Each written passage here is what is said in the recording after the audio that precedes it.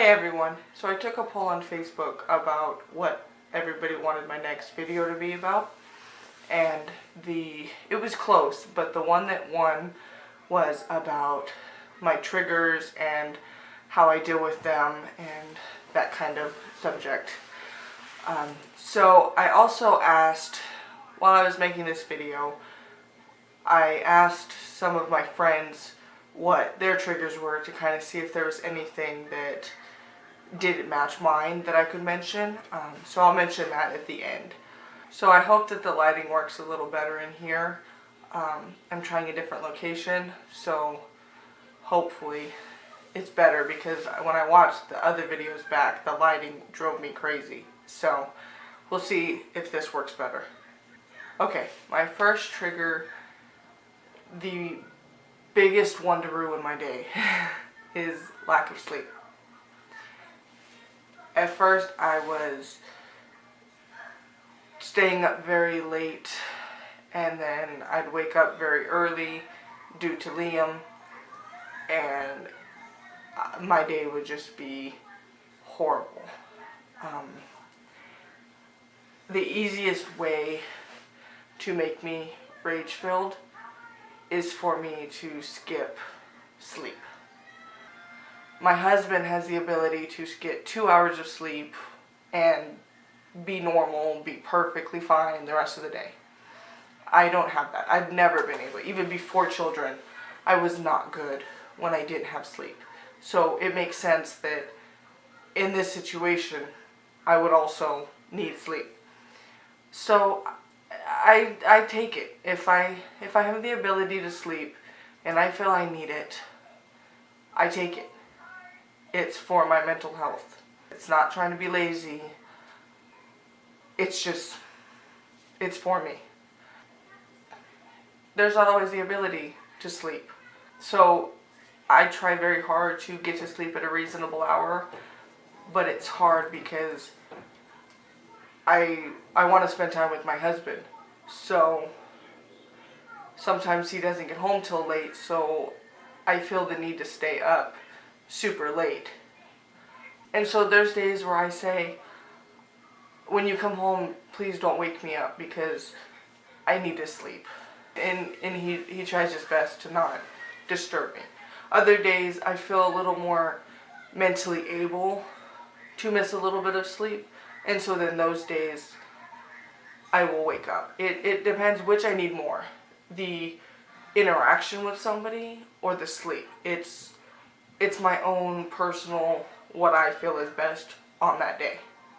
But I do agree that if somebody struggles with depression, make sure you are not skipping sleep. Don't skip sleep to make sure that something else gets done. The sleep is a key factor, because when I was skipping a lot of sleep, I even was starting to hallucinate. There was a day where I thought that there was a police officer outside the door when there was never any police in the area. And so those kind of moments really freaked me out. And it ended up just merely being, I was so tired and so stressed that my mind was playing tricks on me. And so it's something that I didn't really think about, how important sleep was, but it is. My second trigger is definitely crying. And I'm not talking about Liam needs something and he starts crying. That doesn't really affect me. That I can handle. It is the baby crying and you've done everything that you can think of and they're still crying. It's that fussiness, exhaustion cry. If you're a parent or you're around children, you understand the cry I'm referring to. It is the non-stop scream cry, hysterical, what is wrong with you kind of cry. Not just the normal, I need something, fix it cry. those times are hard, because I don't know what's wrong with him, and he just keeps crying. And then I have a 4-year-old who always seems at that moment to be getting into something or running through the house or something loud. So I have the crying on top of some sort of loud noises. And so, in general, loud noises are a trigger, but the loud noises I'm usually around are crying. But I have noticed that other times, just loud places get to me. Think like a grocery store. A grocery store on the 1st of the month, or a holiday, or some busy time at a grocery store. That loud noise gets to me mixed with a crowd. So as far as crying, I just it goes back to what I said in the first video. I do the best I can to give him whatever he needs. I comfort him. I do my best. And if he just is not calming down, and I feel myself getting upset, then I just put him in a swing.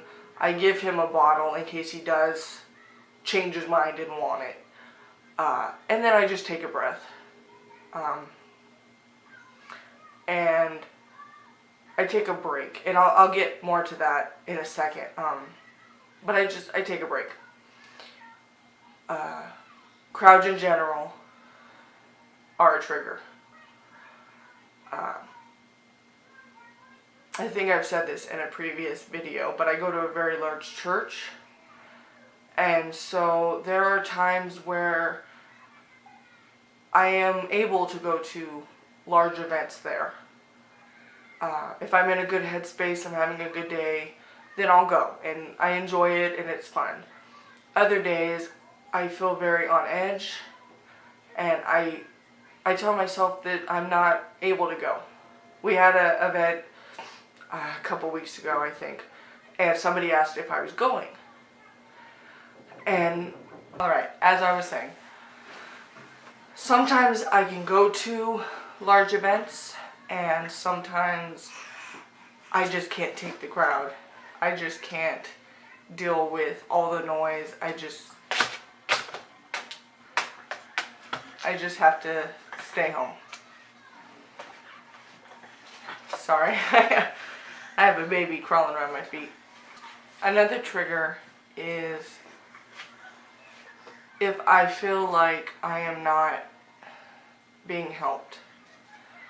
And I don't mean that I'm not being helped, that I feel like I'm not being helped. And that is something I had to learn how to speak up. How not just to assume because my husband, for example, isn't doing something that he's not willing to. It's just simply that I haven't asked him to. In general, I have a problem where I just kind of assume people can read my mind. So then when they can't and they don't do what I want them to do, then I take it as a personal attack. And so that happened a lot. I would get very upset, emotional, simply because I was feeling like I had to do everything myself and I wasn't getting any help and it's all on me, and excuse me, so I would get very upset. And so I had to learn, ask for help. I don't have to do everything myself. Just ask for help.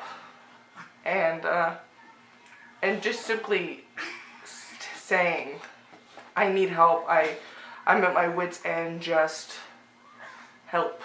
It gives somebody else the ability to help me and to take the burden off of my shoulders and to give me a break so that I can come back and be the best. And on that subject, I have begun doing something. It's something that my husband told me to do on one of my bad days, and it's actually become kind of our thing, I guess.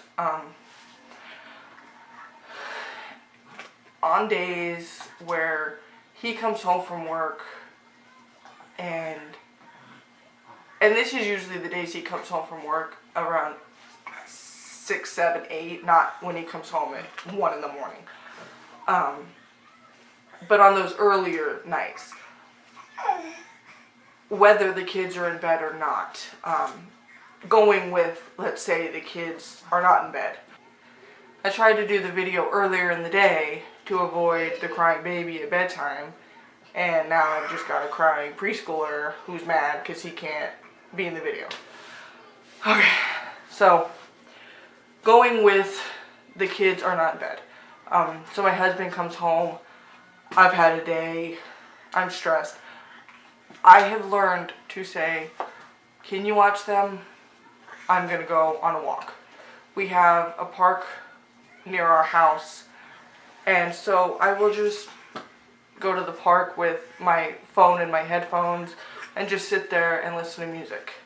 If I'm feeling very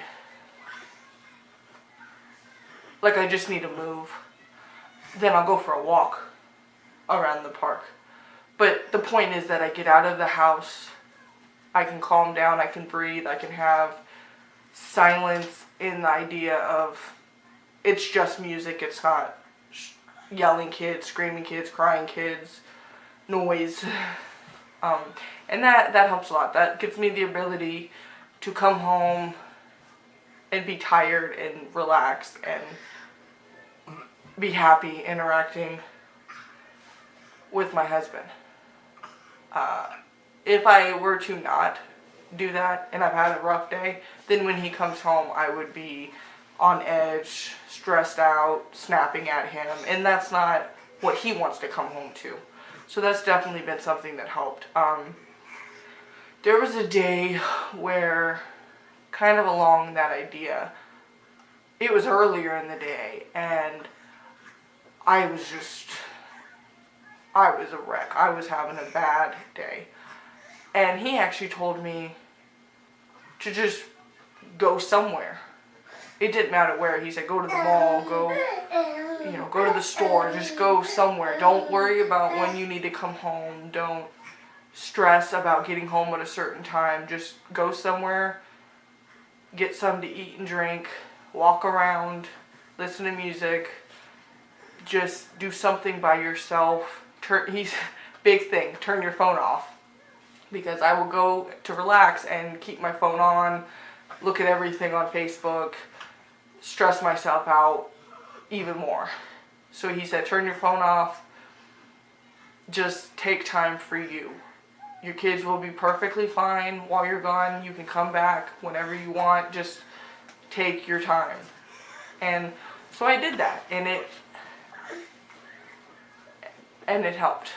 It helped a lot. It kind of sucked because it would have been a lot more fun if I had done it when I had money to spend at the mall.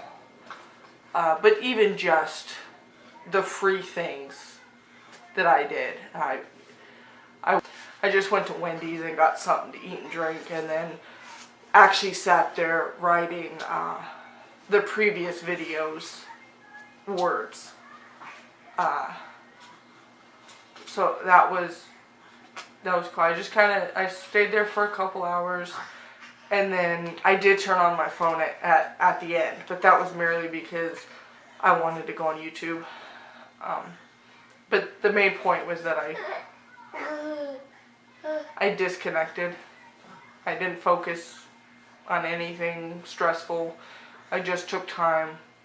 So then at the end, I wanted to go home. I was ready. I wasn't stressed. I wanted to see my babies and my husband, and I felt relaxed. And so then I was able to go home, and I had a good night. So that was definitely something that I feel I can do again when I need it. You know, of course, all of this is the situation permits. I completely understand that if you're a single mom, you don't just have the ability to just say, here, take my kid, I'm going to go to the park. I get that, and I hope that if you do have triggers like I do, and you don't have the ability to do what works for me, that you have something else, you know, whether it's a bath or sewing or whatever it is that works for you. It's the same idea. All that matters is that you're releasing the tension and the anger and the emotions in whatever way possible. So on the subject of other people's triggers, they actually mostly had the same triggers. Off the top of my head, the main ones were crying or older children throwing tantrums, husbands not helping, feeling like people you loved didn't understand,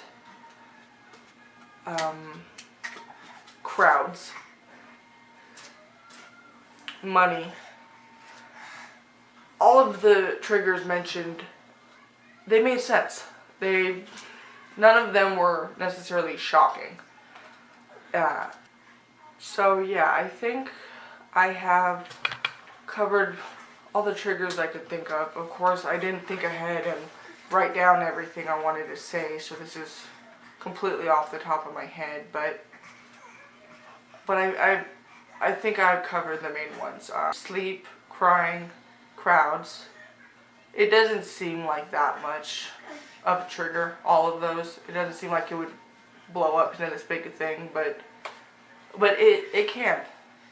The way that my mind works, if I have a day where I haven't slept the night before, and then I'm trying to get Liam to go to sleep, so I'm exhausted, and then the baby's screaming and won't go to sleep, it's easy for that to balloon into just even more stress because I'm exhausted and I just want him to go to sleep, but he doesn't want to go to sleep for whatever reason.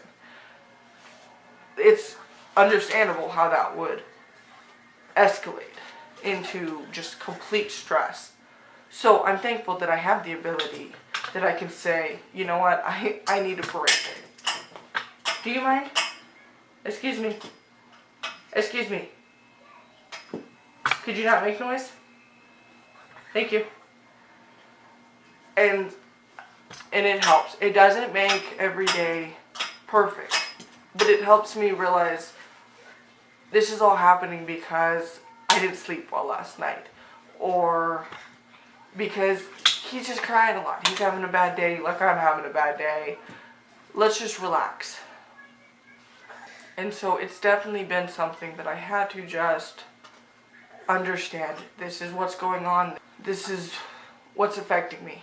And so if you have triggers that match mine or that are different, if they're different, I want to know what they are because I want to know what affects other mothers. So I know that this video isn't necessarily super exciting, but it's merely just these are my triggers. This is what I do to get through them. So it's kind of pretty straightforward. So yeah, that's kind of all